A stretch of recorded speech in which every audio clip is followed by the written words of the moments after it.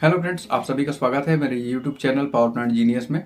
Friend, आज का जो हमारा टॉपिक है ये LDO gun rotation during light up time, कि क्यों हम एलडीओ गन का रोटेशन लाइट अप टाइम पे कराते हैं, इस चीज को हम यहाँ पर समझेंगे।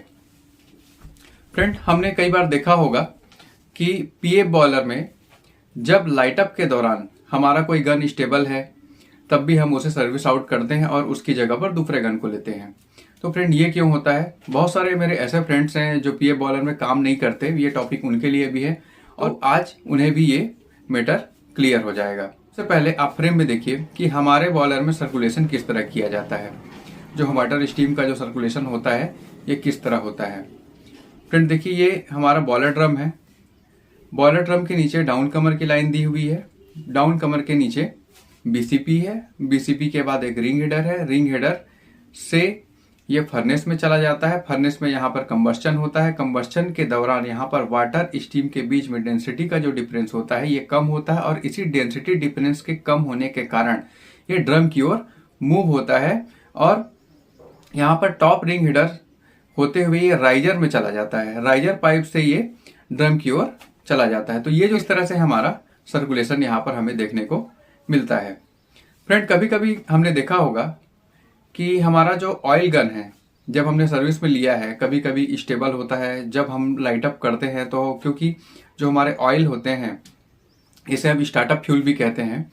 स्टार्टअप फ्यूल इसलिए कहा जाता है क्योंकि जब हम पीएफ बॉयलर में लाइट अप करते हैं तब जो हमारा लाइट अप है इसी गन से ही शुरुआत होती है और उसके बाद में कोल बर्निंग टेम्परेचर आने के बाद में हम कोल फायरिंग स्टार्ट कर देते हैं।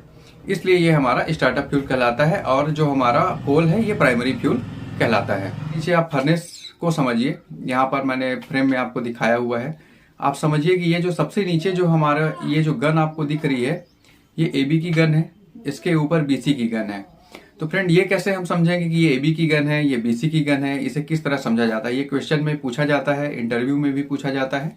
हमारे अगर 5 कोल मिल दिए हुए हैं या 6 कोल मिल दिया हुआ है हमारे बॉयलर में या 7 कोल मिल दिया हुआ है, तो जैसे A B C D E F G इस तरह से नोमेनक्लेचर किए हुए हैं।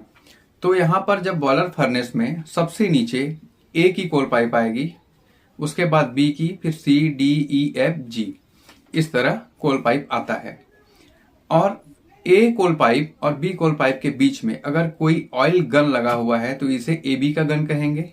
उसके ऊपर अगर बी और सी कोल पाइप के बीच में कोई गन है उसे बीसी का गन कहते हैं।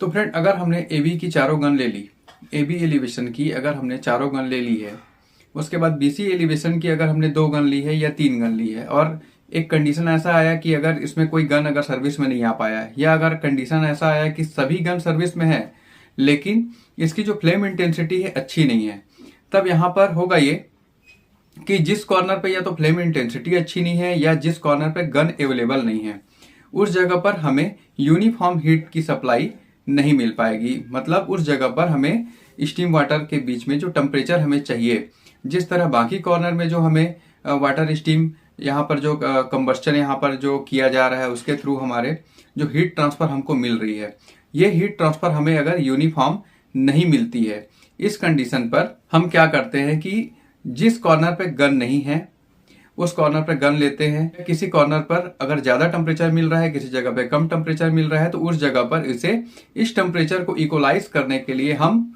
गन को लेते हैं, काटते हैं। तो ये प्रोसेस होता है फ्रेंड। इसे मॉनिटर करने के लिए ड्रम में कुछ टेम्परेचर पैड्स लगे होते हैं। आप फ्रेम में देखिए, यहाँ पर ये 560 मेगावाट पर मैं आपको बता रहा हूँ। ये 600 मेगावाट का बॉयलर है जहां पर 560 मेगावाट जब रनिंग कर रहा है बॉयलर।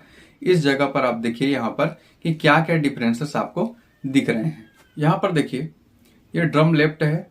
यहाँ पर ये जो ड्रम मेटल पैड्स होते हैं फ्रेंड, ये ड्रम के टॉप में, ड्रम के मिडिल में, ड्रम के बॉटम साइड में लगाया हुआ होता है। यहाँ पर ड्रम मिडिल में देखिए आप, ड्रम मिडिल में 355 डिग्री आ रहा है और ड्रम बॉटम में देखिए 357 डिग्री आ रहा है। उसी तरह ये लेफ्ट ड्रम लेफ्ट के टेम्परेचर हैं और ये ड्रम राइट के टेम्परेचर हैं जो हमें डीसीएस पर शो कर रहे हैं। ड्रम टॉप और ड्रम बॉटम का जो टेम्परेचर डिफरेंस होता है फ्रेंड, ये 50 डिग्री से ज्यादा नहीं होना चाहिए। अगर 50 डिग्री से ये ज्यादा होता है तो यहाँ पर हमें मेटालॉजी इफेक्ट देखने को मिल सकता है। मेटलॉजी इफेक्ट में फ्रेंड होता ये है कि जो हमारा सर्कुलेशन जो हमने चल रहा है, तो फर्नेस के बाद में ये राइजर पाइप में आता है। राइजर पाइप ड्रम से कनेक्टेड होता है और ये जो वेल्डिंग जॉइंट्स होते हैं फ्रेंड, अगर यहाँ पर ज़्यादा अगर डिफरेंस आता है, ड्रम में अगर ज़्यादा डिफरेंस आता है तो यहाँ पर एक्सपांसन होगा। एक्सपांसन होने के बाद इसमें जो राइजर और ड्रम के बीच में जो जॉइंट्स होते हैं, इनमें जॉइंट्स फेलियर के चांसेस बनते हैं। तो इसे अवॉइड करने के लिए ही फ्रेंड हम लोग ये ऑयल गन का रोटेशन कंटिन्यू कराते रहते हैं, क्योंकि जब हमारे बॉयलर में हम लोग लाइट अप करते हैं तो ऑयल गन से करते हैं, और जब तक कि हमारे 3 से 4 कोल मिल नहीं आ जाते तब तक हम ऑयल गन को सर्विस में रखते हैं।